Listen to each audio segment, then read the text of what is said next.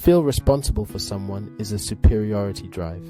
To verify this, just close your eyes and say, I am responsible for, and mention the person's name. You will feel and sense of superiority over the person, so you are on superiority drive. Feeling responsible for someone leads to frustration, anxiety, and waste of life. Man is too complex for you to be responsible for. The forces that affect him are numerous, stemming from the infinite past to the infinite future. What happens to a person and why it happens have many remote causes. To know all of these causes is impossible. It is not meant to be that way. To feel responsible for someone is like feeling responsible for the amount of moonbeam that the moon is able to reflect at a given time. Sweet as the moonbeam is, it is impossible to hold it in your hands. Feeling responsible for someone cages you into the limitations of the person.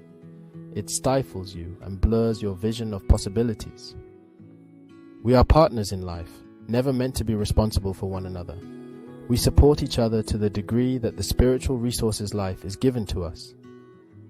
When life endows you with resources, it calls on you to use them to advance the wholeness of life. To stop yourself from using the resources you have to advance life is a violation of the law of use, and, as recorded in the parable of the talents, you will lose your resources if you don't use them.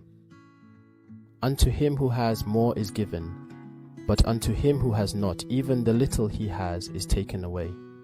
You do not have responsibility for anyone's welfare except your own. When you are well, the world around you will be well. To the degree that you are responsible for yourself, you allow Spirit to be responsible to a larger field of souls through you, and in that you are enlarged. To be responsible implies absolute care for someone or something, and that is impossible. This does not mean you should not live a responsible life. Responsible living is to respond adequately to the call of your internal needs and to those of others. You are not, however, responsible for anyone. You may do your best for someone. However, his response or non-response depends on several factors, some predating this lifetime. A parent, for example, may do the best for his or her child, yet the child may become delinquent. The factors responsible for this development lie beyond the parents, so they must not blame themselves for not being able to do better. A typical example is when a woman is caught up in the blame for the death of her child. There is the feeling of, if I had been there or done this or that, my child would not have died. Nature is too vast to be contained by you.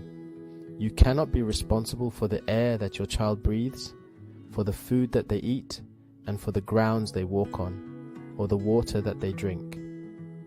Each of these could be careers of disease, germs and viruses, etc. Your responsibility is to be and remain healthy, and to the degree of the strength you have, you would be able to care for many, including your own. You cannot be responsible for the knowledge you did not have to salvage the situation. It is life's duty to give you that knowledge, and if it has not given you, then you did the best with your limited knowledge. Do not punish yourself by feeling inadequate for what you did not have the knowledge to accomplish. You are not meant to accomplish all things. To feel responsible in such instances will rob you of the knowledge you have and stall your potentialities. In self-blame, your potential is stalled and you cannot do that to yourself. If you do not have the heavens of knowledge to salvage the situation, do not rob yourself of the earth of potentials you have.